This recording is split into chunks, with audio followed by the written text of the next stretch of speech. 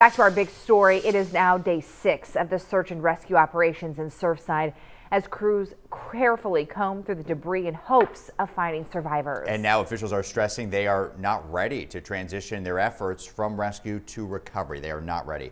So the Miami-Dade Fire Rescue Assistant Chief says crews had still not physically reached the bottom of the pile yet, but cameras that they were able to place inside did in fact show voids, different air pockets, where people could potentially be trapped.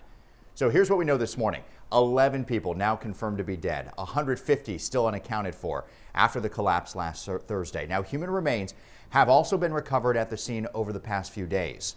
Miami-Dade police confirming the identities of 3 additional victims just late last night.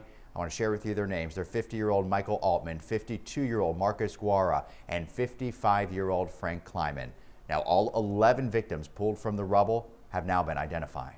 First responders across the state and around the world have been working nonstop to search for these survivors.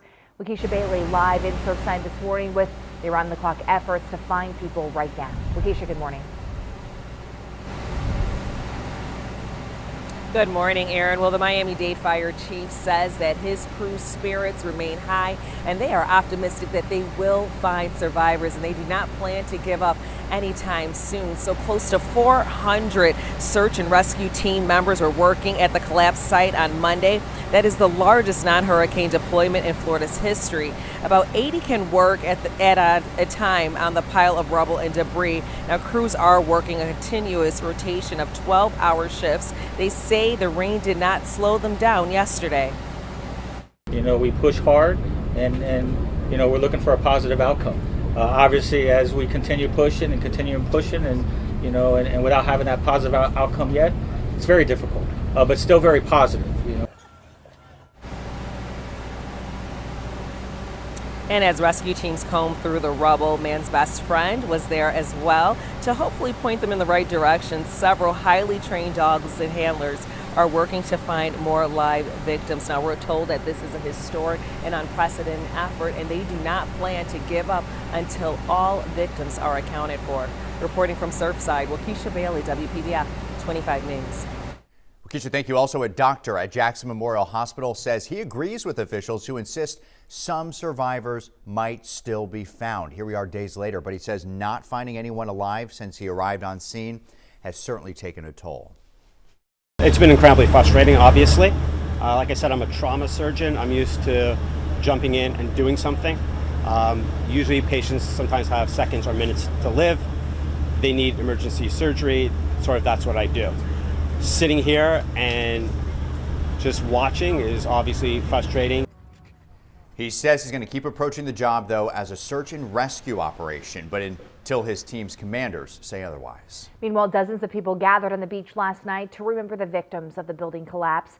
We know at least 200 people came together to honor the victims and show support for these families. The organizers of the vigil passed out white roses and glow sticks. Participants quietly prayed and meditated in what became a space of healing.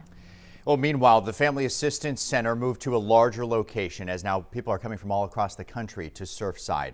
Amelia Cardoza and her sister, Ann Isabella, saw what is left of Champlain Tower South for the first time just Sunday.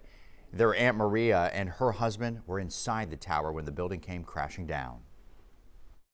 She lived on the 10th floor of the building. That her unit is completely collapsed. The entire section of that building is collapsed.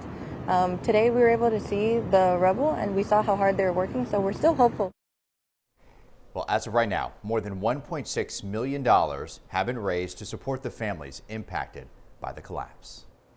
The Miami Marlins have also announced the creation of the Marlins Surfside Relief Fund. It was created by the team in conjunction with the Miami Marlins Foundation.